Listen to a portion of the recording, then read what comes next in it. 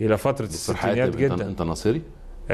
كنت الى درجه كبيره جدا، لحد ما وجدت ان في طبعا بعد ما قيمنا الفتره وجدت انه فتره جمال عبد الناصر كانت فتره كويسه جدا في ايقاظ الشعور القومي وتقويه الارتباط بالوطن، انما كان فيها اخطاء كثيره جدا.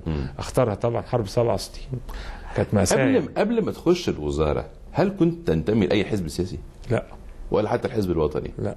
طب هل بيفرض عليكم لما يتم تعيينكم في الوزاره ان كنتوا تكونوا اعضاء في الحزب الوطني وفي امانات السياسات وفي اللجان النوعيه وكده؟ لا لا لا. ده بحكم انك انت وزير؟ لا لا ما بيفرضش عليك. هل انت اخترت تخش الحزب طيب؟ طبعا، لانه دلوقتي الحزب بيمثل الحكومه، الحكومه بتمثل الحزب، والحزب مرتبط بالحكومه. ما اقدرش انسلخ، يعني عارف في ناس بتحاول تشطر عشان تقول لك الله اعلم المستقبل هيحصل فيه ايه، انما انت لازم يبقى عندك وضوح رؤيه في اللي انت بتعمله. الشخص اللي بيمسك العصايه من النص ده عمره ما بيعمل حاجه.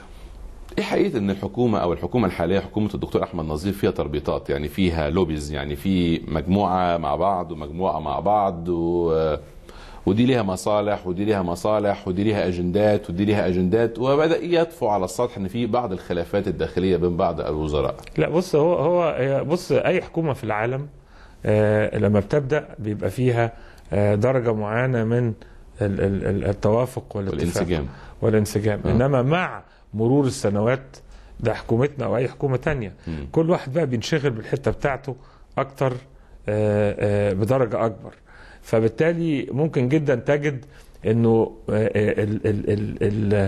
درجه التقارب الضخمه اللي كانت موجوده في البدايه نتيجه بقى ان كل واحد بقى بينفذ سياساته وبيشتغل جامد جدا وبتاع كده، ما بقاش في ارتباط قوي بالمجموعه ككل، ولكن في ارتباط اكتر بالمجموعه اللي بتشتغل معاه. بمعنى مثلا انا مثلا شغلي مرتبط بمجموعه التنميه الاجتماعيه، فلازم هبقى بشتغل قريب جدا من احمد المغربي، وقريب جدا من يسري الجمل، وقريب جدا من هاني هلال، وقريب جدا من الوزيره مشيره الخطاب وغيرهم من الناس اللي شغلي، لكن مش مرتبط بوزير البترول قوي.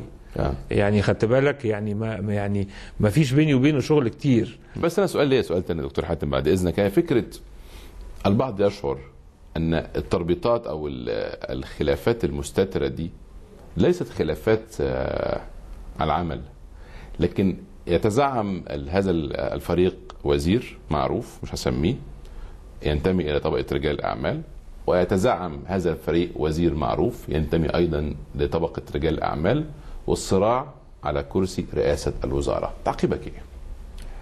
يعني لو عايز اتكلم بصراحه، يعني او يعني لو كانوا هما بيتخيلوا هذا فهم مخطئين، انما يعني اعتقد انه بص، انا مش شاممها، لكن اقدر اقول لك الاتي. بس في ناس الطموح السياسي، في ناس كتير شماها، ما انا واخد بالي. اذا الطموح السياسي شيء مشروع، شيء مشروع، لكن لازم اذا كان شيء مشروع فيجب ان يكون في اطار النظام اللي بتحدده الدوله. وهنا اختيار رئيس الوزراء ده حق مطلق لرئيس الجمهوريه. اذا كان واحد اصلا بيتخيل انه ممكن يبقى رئيس وزراء، ده فكره الشخصي، انما ده لا يعني ان هو هيبقى رئيس وزراء.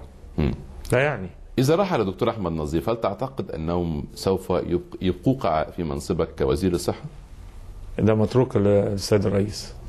لا، تقديرك أنت إيه؟ ما اقدرش اقدر، بقول لك ده قرار السيد الرئيس مش قراري أنا.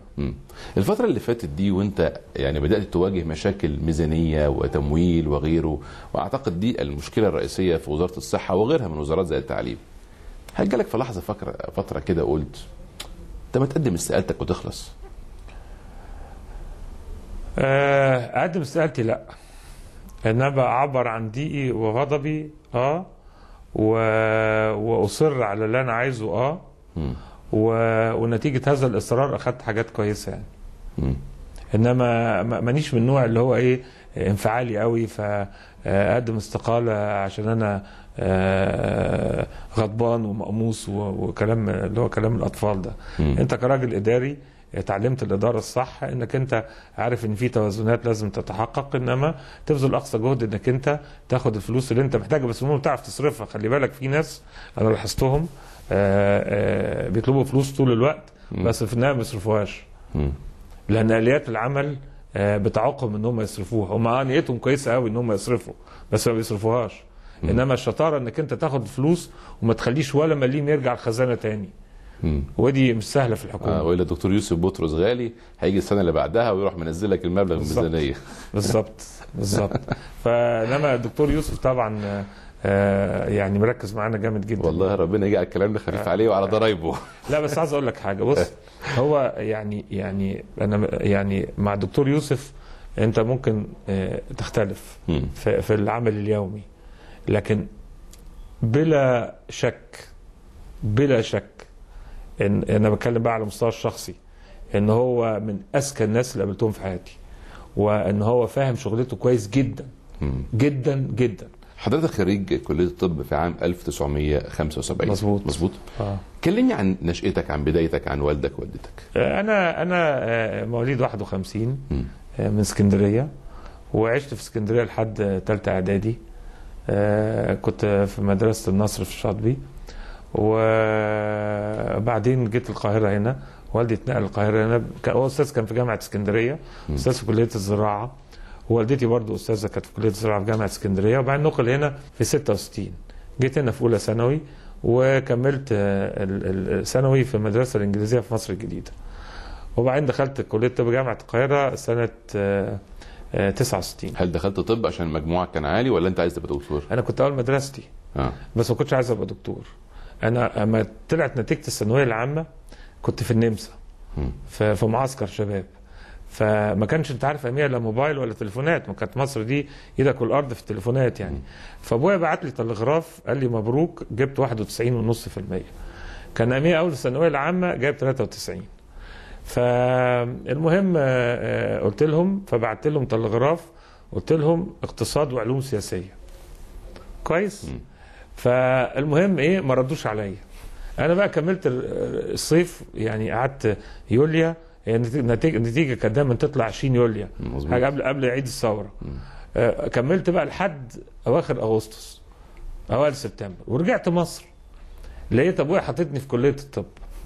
فقلت له انت ازاي تحطني في كليه الطب؟ قال لازم يبقى في دكتور في البيت. اخويا بقى كان دخل الهندسه. فانا زعلت جدا، ازاي ده انا اللي بختار. فالمهم ايه، قال لي انتوا كام اخ؟ 2. شريف اكبر مني. فالمهم رحت رحت عامل بقى من وراه. قلت طب بقى ما دام بقى مش عاوز يوديني اقتصاد، هروح هندسه. ورحت واخد ورقي من وراه ورحت هندسه. كويس. دخلت هندسه، قعدت 3 أسابيع. قلت لا دي صعبه قوي. كان عندهم حاجه اسمها ايه، الهندسه الوصفيه. واحد يقعد كده يمسك لك في الهواء كده حاجات ويقول لك مخروط مش عارف مقلوب وداخل فيه خازوق ومش عارف معمول فيه ايه، حاجات غريبه جدا. كان فقلت ايه، قلت انا ما ينفعنيش كده، انا احب اعرف الحاجه اللي انا بعملها كويس قوي. فرمت واخد ورقي في نوفمبر وراجع كليه الطب. فدخلت، كنا احنا اول سنه نقضيها في كليه العلوم، فكان في مدرج بتاع كليه العلوم ده. لقيت اساتذه بيدرسوا لنا، اساتذه كبار يعني. انت لا انت فاهم حاجه، والمدرج مكتوم وريحته وحشه، والمعامل ما فيهاش حاجه، وكده قضيه كئيبه كده. فجينا كنا وصلنا ديسمبر، رحت واخد ورقي تاني وراجع الهندسه. قعدت 3 أسابيع في الهندسه. كويس. هندسه القاهره. برضه ما عجبتنيش، يعني ما اتبسطتش فيها.